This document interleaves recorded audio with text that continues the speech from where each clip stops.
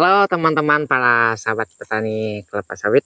Saya ucapkan selamat siang dan salam sejahtera untuk kita semuanya. Semoga tetap diberikan kesehatan yang cukup dan rezeki yang lancar. Amin. Oke, nah sekarang kita sedang berada di tanaman yang tumbuh seperti ini. Nah, tapi sebelumnya saya minta maaf dulu kepada teman-teman karena kondisi kita memang lagi kotor ya, supaya sah artinya petani sejati dan melakukan dengan cara dirinya sendiri sehingga bisa menampilkan sesuatu yang sudah dilakukan. Oke, nah kali ini kita akan membahas tentang yang tumbuhnya selalu kuning. Nah, seperti ini ya. Mungkin ada di antara teman-teman, bapak-bapak, ibu-ibu yang memiliki tanaman yang seperti ini. Nah, harapan saya semoga teman-teman tidak merasa putus asa. Karena di sini saya akan tunjukin solusi dan bagaimana cara merawat tanaman ini bisa tumbuh lebih bagus dan bisa hijau nantinya. Ya karena saya pun pernah ngalamin sampai berbagai macam merek pupuk sudah saya lakukan dan bahkan sampai pernah bibit itu diganti yang baru, tetap saja memiliki pertumbuhannya seperti ini, tetap menguning. Nah, kali ini kita akan tunjukin solusi supaya tanam ini tidak gagal lagi. Nah, jadi sebelumnya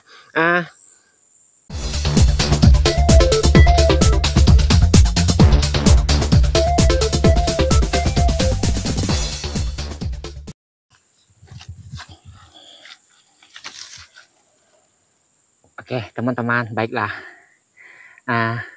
Kali ini akan saya tunjukin bagaimana cara kita membuat tapak timbun. Nah, karena kondisi lahan ini bukan rawa benaran ya, ini yang dinamakan lahan basah ya. Nah, tentu ini masih mampu kita lakukan dengan cara manual ya, menggunakan cangkul seperti ini. Nah, tentu teman-teman bisa melakukannya dengan cara perlahan-lahan demi memperbaiki tanaman yang tumbuh seperti ini. Ini sudah berusia 1 tahun ya. Sedangkan selama 1 tahun ini daunnya tetap menguning seperti ini, menguning pucat. Nah, jadi untuk teman-teman yang biasanya sering bertanya apa pupuk yang cocok untuk lokasi yang basah dan dataran rendah maksudnya. Nah, di sini kita bukan membahas tentang gambut ya, karena di sekelas petani biasa itu mungkin banyak ngalamin tanaman yang tumbuh seperti ini.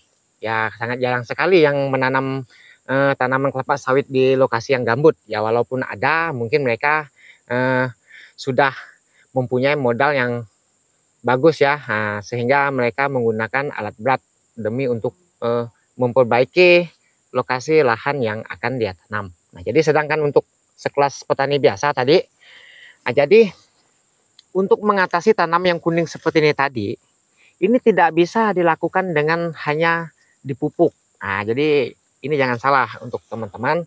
Dan pertanyaan juga, ada yang sering menanyakan bibit apa yang cocok ditanam di lahan yang basah. Nah, karena saya bukan pakarnya juga, mungkin teman-teman bisa cek di perusahaan ya apa yang cocok ya. Tapi menurut saya jawabannya bibit apapun cocok itu. Ini saya menggunakan bibit topaz ini. Ini sebenarnya bibit topaz ini ya biasanya umumnya kalau tempat saya itu lebih banyak ditanam di lahan yang gambut. Ya sedangkan saya tanam di lahan yang seperti ini ya, ini bukan gambut nih, masih ada tanah. Tetap aja ini tumbuh kuning. Berarti bukan cocok dan tidak cocoknya, melainkan ini cara kerjanya. Nah, cara kita merawatnya. Apa langkah-langkah yang harus kita lakukan? Nah, maka itu kita melakukan kegiatan tapak timbun ya, setidaknya air yang ada di sekitar sini tidak menyerap di bagian pangkal pohon tanaman ini ya. Nah, jadi sehingga nantinya tanam ini bisa hijau ya, karena ini dikarenakan selalu tetap terendam ini pohon ini ya. Nah, nih. Jadi apapun merek pupuknya yang kita tebar di sini, kalau parit ini tidak kita buat, ini parit kecil ya, ini tapak timbun namanya nih, pupuk kita tidak akan bisa diserap oleh tanaman ini.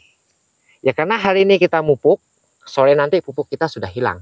Nah, itu Itu masalahnya yang bikin pupuk itu tidak cocok untuk tanaman yang di lokasi yang seperti ini. Ya sebenarnya itu.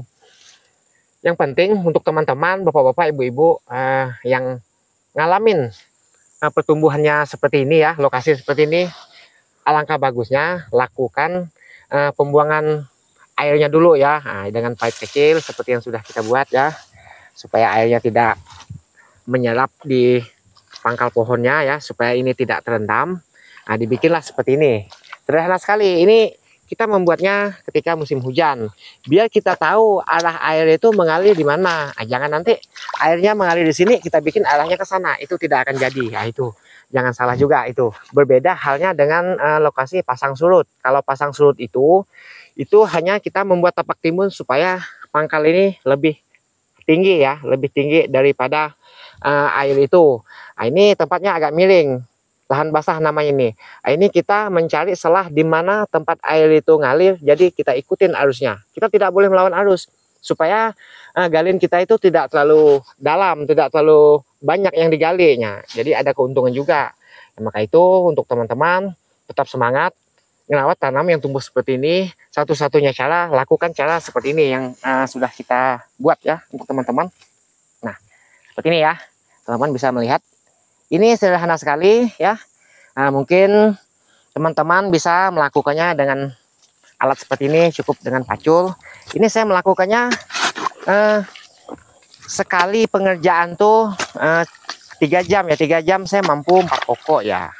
Saya rasa 4 pokok itu sudah sangat banyak ya, karena biasanya di lahan petani biasa itu tanam yang tumbuh seperti ini tidak semuanya.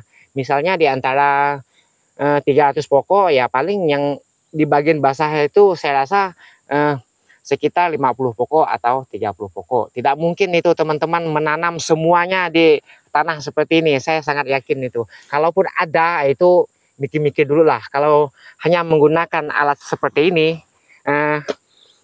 jangan coba-coba lah itu sangat menguras tenaga kita, kecuali kita punya biaya lebih ya, sehingga kita bisa membayar alat berat untuk membuat bagian pembuangan airnya seperti ini ya. Ini bekas ini kebun PT, karena sebelah ini kebun PT ya, maka kita lebih mudah untuk mengalir airnya ke bagian yang lebih rendah. Oke, untuk teman-teman seperti itulah penjelasan yang bisa saya sampaikan pada hari ini. Semoga penjelasan ini sangat bermanfaat untuk teman-teman sahabat petani. Ya, harapan saya semoga teman-teman tetap sukses untuk melakukan kegiatan